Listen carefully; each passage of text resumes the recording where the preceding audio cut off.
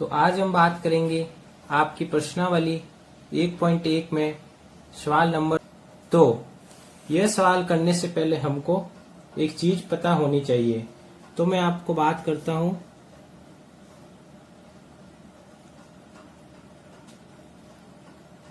पूर्णांक। पूर्णांक को इंग्लिश में कहा जाता है इंटीजर, और हम इसको इस रूप में लिख सकते हैं। मैंने आपको बताया था ये 0 होता है, इधर जो होता है वो पॉजिटिव नंबर होता है और इधर जो होता है वो नेगेटिव नंबर होता है। ठीक है, तो अब मैं लिख सकता हूं इस रूप में 2p plus 1, 2p plus 2, 2p plus 3, जहां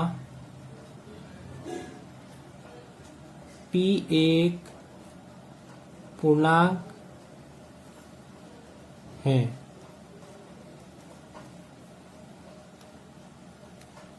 ओके, तो अब हम p बराबर 0, 1, 2, 3 कोई भी मान रख सकते हैं, लेकिन अभी हम केवल पॉजिटिव नंबर्स रखेंगे। p बराबर 0, p बराबर 0 अगर हम रखेंगे तो हमारे पास यहाँ क्या आएगा 0, यहाँ रखेंगे तो 1, यहाँ रखेंगे तो p का मान देखो 2, 0, तो ये हो जाएगा 0 और ये 2, ये 0, ओनली 3 बचेगा। नेक्स्ट अगर p का मान 1 रखेंगे तो यहाँ आ जाएगा 2, यहाँ क्या आ जाएगा 3, यहाँ 4 और यहाँ 5। अगर p का मान 2 रखेंगे तो क्या आ जाएगा यहाँ 4, 2 दूनी 4 और यहाँ 2 दूनी 4 प्लस 5, यहाँ 2 दूनी 4 और प्लस 2 6, यहाँ 4 प्लस 3 7। अगर हम p का मान 3 रखते हैं तो क्या आएगा यहाँ 6, यहाँ 7 और यहाँ 8 और यहाँ 9। ठीक है, तो अब देखो हम लोग यह देख रहे हैं जब हम पूर्णांक यहाँ सम है, 2 का गुणज मतलब सम है, तो सम में हमको क्या मिल रहा है, नंबर जो मिल रहा है वो सम पूर्णांक, और यहाँ विषम है तो यहाँ मिल रहा है विषम पूर्णांक। ठीक है, तो यदि पूर्णांक में सम संख्या का गुना हो तो सम संख्या मिलेगी और विषम संख्या का गुना करने पर विषम संख्या मिलेगी।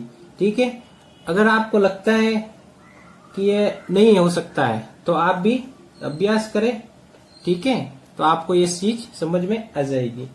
ठीक है, अब हम नेक्स्ट बात करेंगे बुक का क्वेश्चन नंबर 2 की।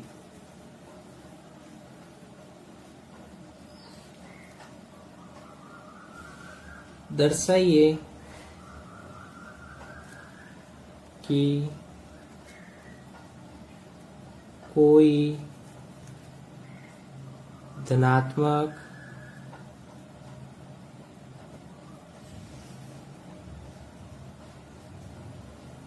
विषम पूर्णांक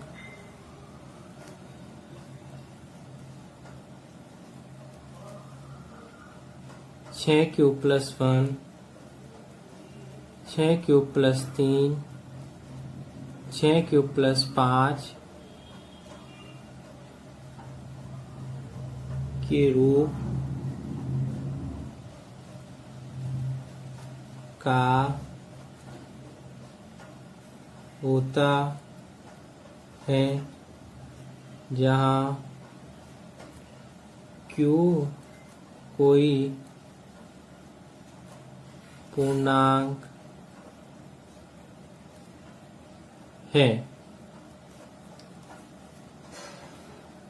ओके, तो अब हम लोग बात करेंगे बुक का क्वेश्चन नंबर 2 की, जिसमें बताया है दर्शाइए कि कोई धनात्मक विषम पूर्णांक 6q plus 1, 6q plus 3, 6q plus 5 के रूप का होता है और जहां q कोई पूर्णांक है।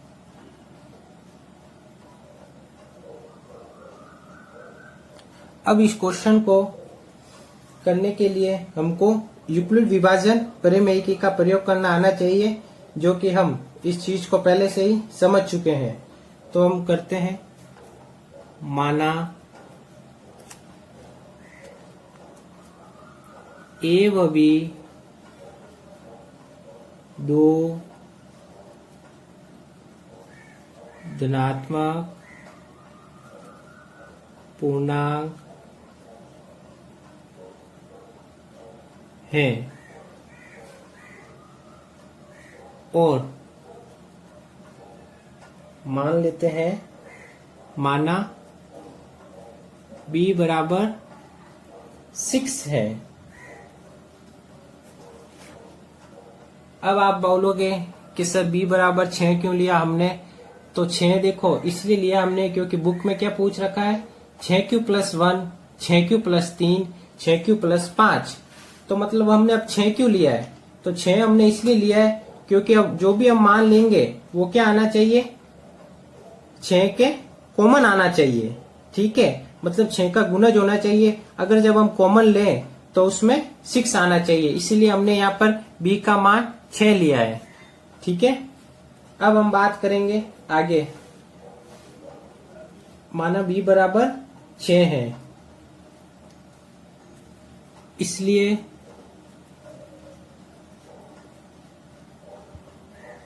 अब यूक्लिड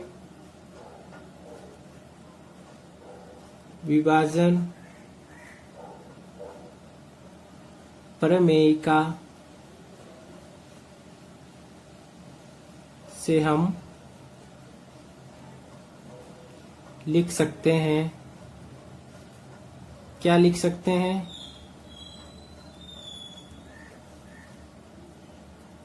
a का जो है हम, तो a को किस रूप में हम लिख सकते हैं, a बराबर हमको दिया 6q + r। ठीक है, जहां r क्या होगा, 0 से तो बड़ा बराबर 6 से छोटा, q पूर्णांक है, क्वेश्चन में दे रखा था। अब हम a को इस रूप में भी लिख सकते हैं।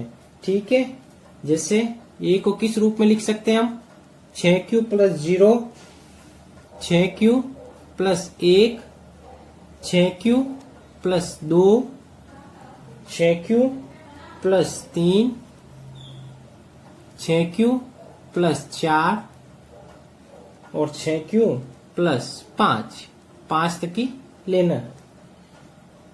ठीक है, लेकिन जो ये 6q है, 6q, इसको हम इस रूप में लिख सकते हैं। 2 जब मैंने कॉमन लिया 2, तो अंदर आएगा ब्रैकेट में 3q। जब 6q + 2 को हम इस रूप में लिख सकते हैं, 2 कॉमन लिया तो क्या आएगा, 3q + 1। ठीक है, अब इसी प्रकार जब हम 6q + 4 को 2 कॉमन लेंगे तो 3q + 2 आएगा। अब देखो यहां पर ये पॉजिटिव सम पूर्णांक, ये भी सम पूर्णांक, यहां भी सम पूर्णांक था, ये सम पूर्णांक है और ये भी सम पूर्णांक है। ठीक है, तो पूर्णांक क्यों सभी धनात्मक सम पूर्णांक है, क्योंकि सभी 2 के गुणज में है। ये सभी क्या है, 2 के गुणज में है, इसलिए ये सभी क्या हो गए, सम धनात्मक पूर्णांक हो गए। ठीक है, तो पूर्णांक क्यू सभी धनात्मक पूर्णांक है। और क्यों है, क्योंकि ये सभी 2 के गुणज में है, तो अब बचे क्या, विषम धनात्मक पूर्णांक। तो बस इसलिए शेष पूर्णांक क्या हो गए? कौन कौन से शेष रह गए? 6³ + 1 ये तो हमने लिए, सम धनात्मक है। 6³ + 3, 6³ + 3, 6³ + 5 और ये क्या हो गए? विषम धनात्मक पूर्णांक, धनात्मक पूर्णांक है। और यही हमको क्या करना था? सिद्ध करना था। ठीक है ना? तो ये हमारा हमने सिद्ध कर चुके हैं। ठीक है, नेक्स्ट बात करेंगे हम क्वेश्चन नंबर 4। क्या दिया है? यूक्लिड विभाजन प्रमेय का प्रयोग करके दर्शाइए कि किसी धनात्मक पूर्णांक का वर्ग किसी पूर्णांक m के लिए 3m या 3m + 1 के रूप का होता है। ठीक है, तो हम करते हैं।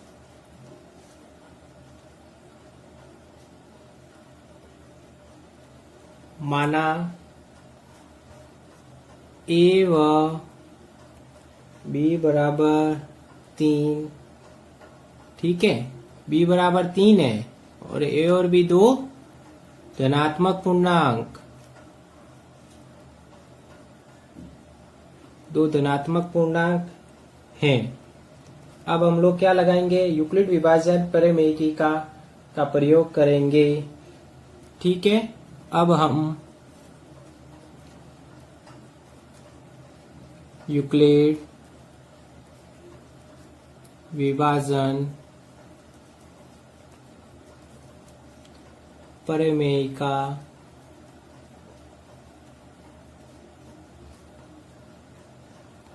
से, ठीक है, यूक्लिड विभाजन प्रमेय से।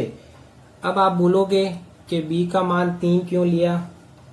ठीक है ना? अब जैसे आपको बुक में क्या दे रखा है सवाल में, 3m या 3m + 1, तो मतलब ऐसा नंबर लेना है हमको जो 3 के कॉमन में आ जाए। जैसे 3 लिया है तो आप कोई भी नंबर ले सकते हो, 4, 5, ठीक है। और वैसे 4, 5 तो कुछ ज्यादा फर्क नहीं पड़ेगा, ठीक है। और हाँ, 3 के गुणज में है तो आप b के मान 3, 6, 9 ये भी ले सकते हो। ठीक है, तो हमने क्या लिया है? 3। अब हम इसको a को इस प्रकार लिख सकते हैं, a बराबर 3q + r, ये सब आपको बताया हुआ है, ठीक है ना, प्रमेय की गांव में। 3q + r, जहां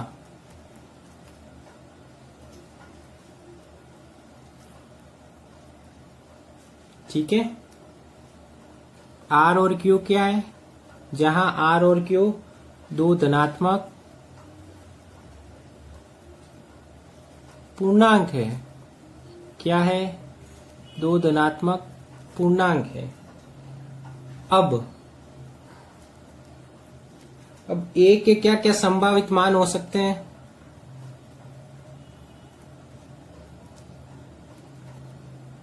क्या क्या हो सकते हैं? 3q + 0, 3q + 1, 3q + 2, ठीक है। अब हम इसका क्या करेंगे? वर्ग। क्यों करेंगे? क्योंकि सवाल में दिया है वर्ग। तो अब हम वर्ग करने पर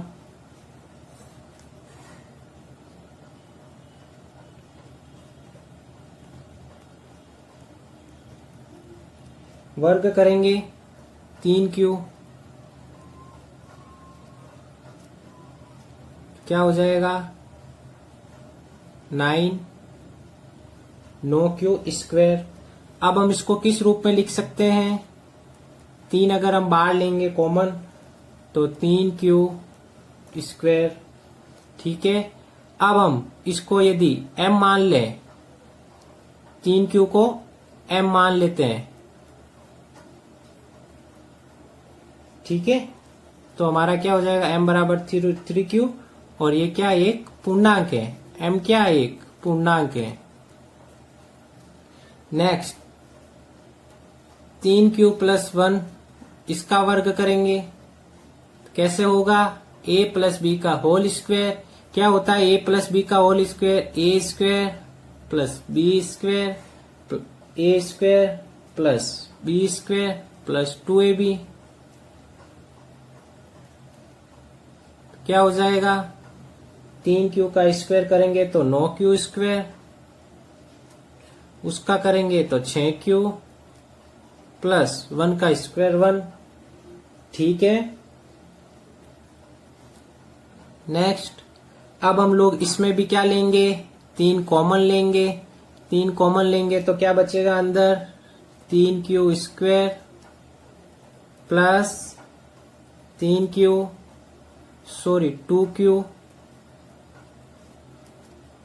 प्लस 1। ठीक है। अब हम इस रूप में इसको क्या मान लेंगे? m पूरे को, और प्लस 1 हो जाएगा ये, और ये भी क्या हो गया? एक पूर्णांक है। इसी प्रकार अब करेंगे हम 3q प्लस 2 का होल स्क्वायर।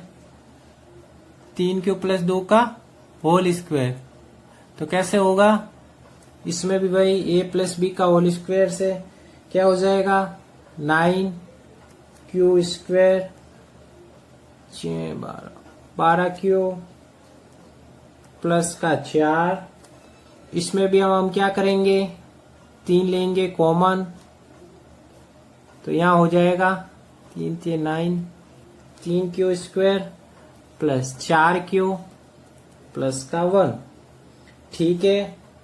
तो अब इसमें भी हम क्या करेंगे? इस पूरे को मान लेते हैं m प्लस 1, तो ये क्या हो जाएगा? 3m plus 1। ठीक है। तो जहां m वही एक पूर्णांक है। ओके।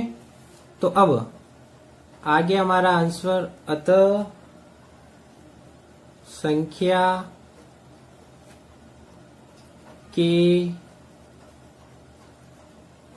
वर्ग को 3m माना था। 3m प्लस 1, यहाँ 3m प्लस 1 नहीं है ना, यहाँ पर। ठीक है। यहाँ होगा, ये m बराबर में मान लिया था। ठीक है। 3m और 3m प्लस 1 के